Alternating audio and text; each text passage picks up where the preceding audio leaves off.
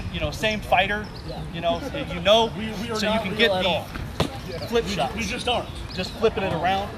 I don't recommend those style shots. I don't fight the saber grip anymore, mainly because my wrist can't handle it anymore. This shot. But Amtgard, it will flip. You can throw a lot of what they call wrist shots. I'm just using my wrist. That's all the shot is. Those will hurt your wrist after many years. The shots I'm going to show you are going to be using your forearm, your shoulder, and your hip. So you're not going to be using a small joint to control it. You're not going to get that the damage that comes with using it over and over again. The final grip is the hammer grip, just like you'd hold a hammer.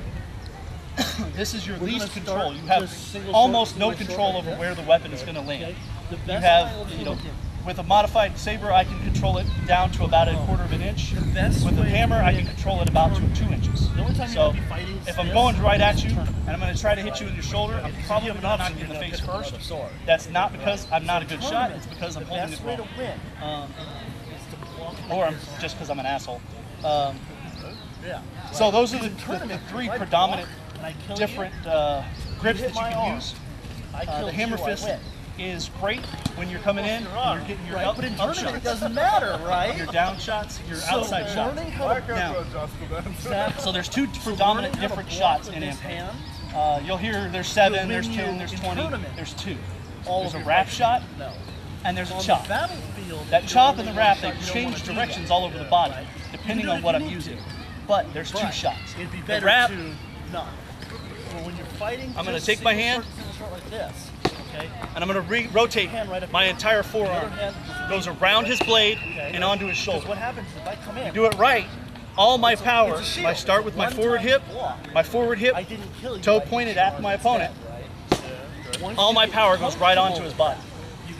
If I don't do it, and I do it with just the wrist, I can't get any power into it. I'll get enough to get an Amtgard legal shot, but again, I'm putting all that force right on a small joint, and it'll eventually break down and hurt you.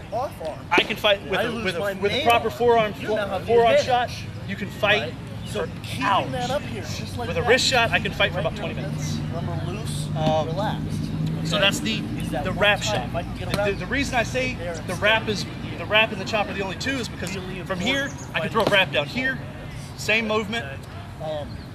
Backside, all I'm doing is twisting it the other direction. My forearm goes the other way. Just, cross, same thing. I'm here, I throw the wrap, I'm crossed, across his body, I'm still protected. The chop is the bread and butter of Road Company. We use it all the time. It's just straight up and down. I'm just like I'm hammering, just like a hammer. I can do it this way, I can do it this way. I'm not doing a wrist. I'm not putting any wrist or any forearm into it. All I'm doing is chopping, like chopping wood, nailing a hammer. That's actually how we train. I'll put up a shitload of 16-penny nails, and I'll just sit there and hammer them in. A 16-ounce hammer, all day long. That'll teach you that moment. You want that muscle memory all day long. We call it chicken wings. And then again, switch your grips. Yeah, because all I gotta do every is grip you use, you need to train that shot with that grip. That's the big thing about becoming an upper echelon fighter. Is I can't just know that I can hold the sword like this and suddenly be able to throw the shots. You have to work on a pel, work with another opponent. What about thrusting? So footwork. What about thrusting? Thrusting, I'll get to. That's a whole block. It takes a lot. So footwork. This distance. Footwork is how most sword knights kill you. I can't hit you from here. Robin, he's fast as fuck with his hands, but he's faster with his feet. That's what it is. It's almost like a so, when I'm coming up to him, at about this point right here, we're in a safe distance, right? He can't kill me and I can't kill him. You've got your right hip. At about this point, we can kill each other. Why? Because all I got to do is a lunge. All I got to do is come in. Notice when I'm coming in on him, I'm not coming in on him this way. You come in on him this way, you don't have an angle of attack, right? My only angle of attack would be try to wrap something around his body. Not effective. All I've got to do is come over to a little bit of oblique, and I've got his whole backside. He's got to adjust at that point. So when you're coming up to your opponents, if you're coming up to him straight on, you're going to have a harder time killing him. You can come off to him this way. That does, which direction you choose is how comfortable you are. If I come this way, I'm gonna attack. I can make the same shots. Better yet. The biggest thing about footwork What I'm gonna is do where is your I'm feet gonna are. block, and I'm gonna instantly come When I come up to my opponent, I point my toe because we're so at him. fast, right? The reason I point my toe at him is as I'm generating hip power. That's where all your strength and your shot's going to come from, right? Right from the hip. As I'm generating my hip shot, What I'm gonna do is I need to have it pointed at him. If I put it over here, I can't get the hip power. It's not. I'll get some, but not enough. I lose it right about here where my toe is pointing. If I'm over here, my shot hits here, my power is over here, so I lose the power. So by pointing my toe at my opponent, I transfer all that power into the blade, into his body, which is what we want. We want him to feel that shot. The foam isn't going to hurt nobody. The back foot, I prefer an Aikido stance. I don't know what the Aikido people call it. It's a big word, but I kind of back it up to about a, theirs is a T. I kind of come off center. That's my favorite stance. I feel real secure. Huh? What he said. So I come off like this. I can't be pushed over from here. Unless somebody just came up and plowed into me, I can't get pushed over. I've got full momentum. I can come right, I can come back. If I come out and do a fencing stance, right? This is the fencing stance. Same basic idea. I can't make my lateral movements. I can't come to the left and to the right. I'm great coming forward and coming back, but I can't easily transition to a side attack or an oblique. The reason fencers use it is because they don't have to. They fight in a very linear pattern. They don't have to come to the sides. They can make their blades do that. It's really sick.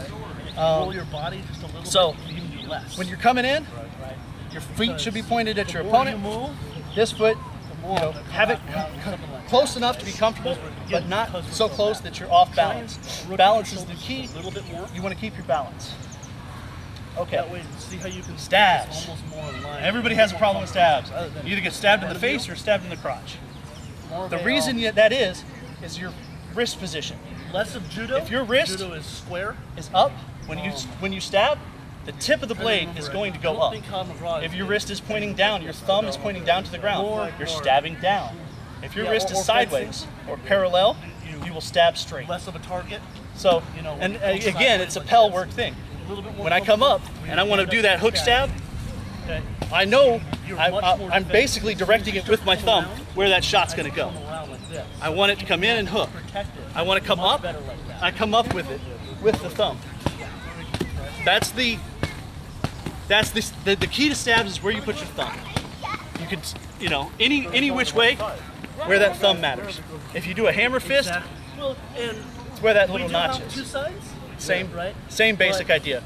The hammer fist, though, again, you're losing all that control. You're not going to be able to put force through into your opponent the amount of force you want from that stab. If you're holding a hammer fist, you're probably going to glance off, which does not count. Remember, an Amtgard shot has to land. It has to stop or deflect. That's a miss. When you throw the stab, you got to throw it with that force. I choke up. If you ever see me go from here to here, I'm closing. Easiest way to know. Why? Because I can't. If I'm here, I can get those shots much easier. It's a shorter distance. I can use my hip to get my body into you. So I'll throw a shot at you. It teaches you all day long, right? But if I'm out here and I try to close, now I have a harder time getting back around. It's slower to get back around. So get used to, and practice it, going from this to this. And when you stab, you're going to be able to get a much better, cleaner stab. You get that stab and you're going to know you hit your guy, and he's going to know it because it's not going to glance off. If you're back here, you're probably going to glance off unless you just happen to get that short stick into the pocket. Pommel fighters. Pommel fighters? Pommel fighters are also called tip fighters. What they're going to do is they're using their opponent. I'm going to come out here and I'm waiting, and I'm going to throw the same shot. very good workout. But with see what I mean? It teaches you the only real way to fight them is to get in single short.